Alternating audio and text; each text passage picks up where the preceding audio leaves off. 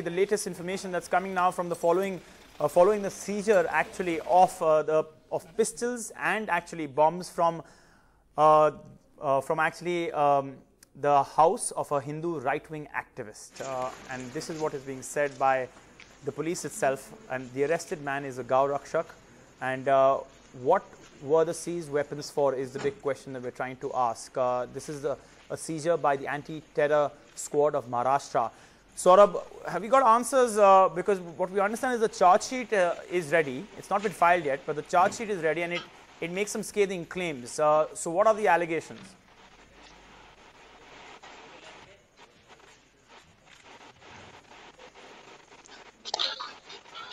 Well, the charge sheet that I was referring to in the earlier reports was a charge sheet actually in another case, not in this case, and that is something that was part of the probe into the murder of Narendra Dabholkar, a rationalist who was shot down in Pune.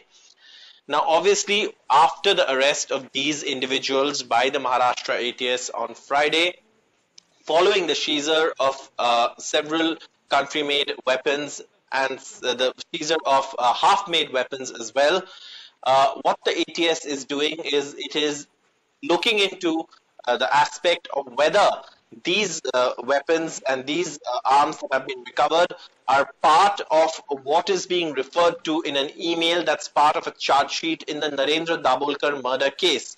In that case, in the charge sheet that's been filed in court, the charge sheet refers to the word karkhana used by one of the accused. Now, what the ATS is looking at is if that karkhana that was being referred to in those emails is what Vaibhav Raut and the other accused who've been arrested were actually setting up. That's part of the probe. Secondly, what the police are looking at is what were they intending to do with these weapons and these bombs they were making. Because of a lack of clarity on that, several political parties have made statements suggesting several different things. One of the things being that this perhaps could have been used to trigger off an explosion during Bakrid. But apart from that, what has the ATS said in court? The ATS has said that they were planning to explode these bombs in places like Pune, Satara, Solapur, Nalasopara, where these bombs were seized in Raigad district, I beg your pardon, in Palghar district, and in Mumbai as well. There are two aspects to this probe at the moment.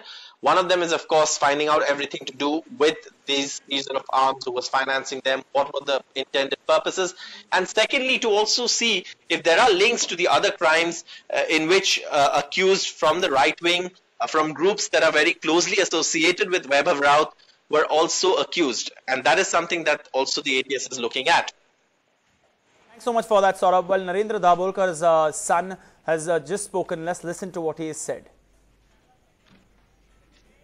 Maharashtra ATS has done multiple arrests in Nalasopara, Pune and Aurangabad regarding a potential terror attack which was in planning stage, and I think this is very important development on the background of the ammunition, the kind of ammunition these guys had collected. So it's a time now for Maharashtra ATS to look into the details, that what kind of a conspiracy was in hatching the same outfits which are booked now, charge sheeted in Dr. Dabholkar and Pansare case, and are on the radar in Kalburgi and Gauri Lankesh investigation, have links with this ammunition and this incidents.